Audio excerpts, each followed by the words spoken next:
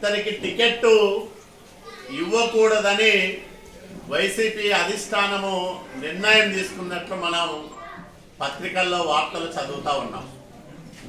కాపు రామచంద్రారెడ్డి 5 సంవత్సరాల అవినీతి పాలనలో మూటగట్టుకున్న అపకీర్తి వైసీపీనే వణికిపోయేలాగా చేస్తావు. అంత చెడ్డ పేరు తెచ్చుకున్నాడు. బహుశా రాష్ట్రంలో 151 మంది వైసీపీ ఎమ్మెల్యేల్లో ఎవరికీ రానంత అపఖ్యాతి, అపకీర్తి, చెడ్డ పేరు కాపు రామచంద్రారెడ్డికి వచ్చింది. ఇతన్ని ఎన్నికల్లో పెడితే వైసీపీ తరఫున డిపాజిట్లు కూడా రావనే భయంతో జగన్మోహన్ రెడ్డి కాపు రామచంద్రారెడ్డి స్థానంలో మరొకరిని అభ్యర్థిగా పెట్టాలని ఆలోచన చేస్తున్నట్లు మనకు వార్తలు అందుతా ఉన్నాయి. మరి ఈరోజు కాపు రామచంద్రారెడ్డి చెప్తా ఉన్నాడు, కాలవ శ్రీనివాసులు స్థానికుడు కాదని. నువ్వు అక్కడి నుంచి వచ్చినావయ్యా? నువ్వు కర్ణాటక నుంచి వస్తావు. నేను 25 ఏళ్ల కిందటే రాయదుర్గానికి ప్రజాప్రతినిధి, పార్లమెంటు సభ్యుని. నా మార్కు పనులు రాయదుర్గంలో కనిపిస్తాయి. నువ్వెవడు అసలు? ఎక్కడి నుంచి వచ్చావు? నీ బతుకంతా బల్లారులోనే కదా.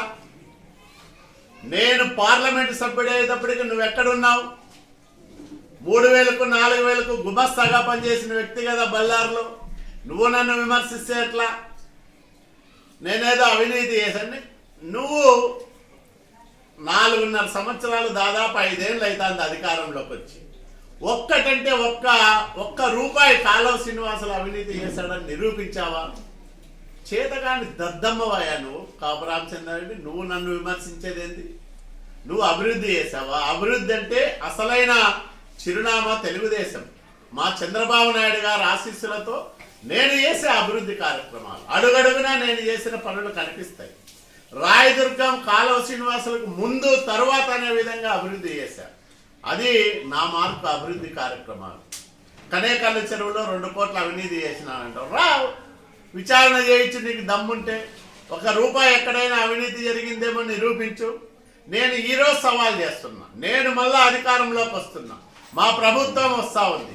ఖచ్చితంగా నువ్వు చేసిన అవినీతి పైన విచారణ చేపిస్తా. కాపు రామచంద్రారెడ్డి కాపాడుదారు, నిన్ను జైలుకు పంపించకపోతే అడుగు. నేను ఆ ఆరోపణలు, నేను చేస్తున్న ఆరోపణలు నిరూపించడానికి నా దగ్గర సాక్ష్యాలు ఉన్నాయి. నేను ఆషామాషిగా మాట్లాడలేను.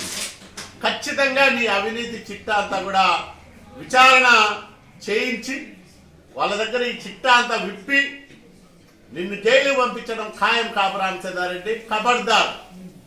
నువ్వు ఓటమి భయంతో ఇన్నాళ్ళు వణికిపోయినావు. ఇప్పుడు టికెట్టే రాదనే బెంగతో మతి స్థిమితం తప్పి ఇష్టం వచ్చినట్లు మాట్లాడుతూ ఉన్నావు. నేను తప్పుడు పనులు చేయలే, తప్పులు చేయలే.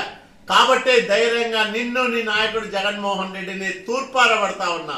మీ అవినీతిని, అసమర్థతని ఎండగడతా ఉన్నా. ప్రజా సమస్యలపైన బాధ్యతాయుతమైన ప్రతిపక్ష నాయకుడిగా నిత్యం పోరాడుతూ ఉన్నా నేను.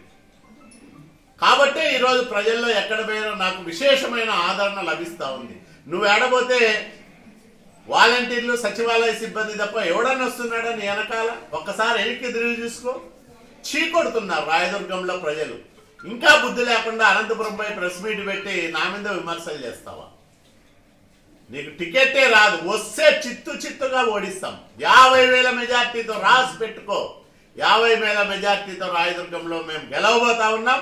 చంద్రబాబు నాయుడు గారి ఆశీస్సులతో వచ్చే 5 సంవత్సరాల కాలంలో అభివృద్ధికి చిరునామాగా రాయదుర్గాన్ని మారుస్తాం. శాంతి భద్రతల విషయంలో కఠినంగా ఉంటాం. తప్పకుండా నువ్వు చేసిన అవినీతిని బయట పెడతాం.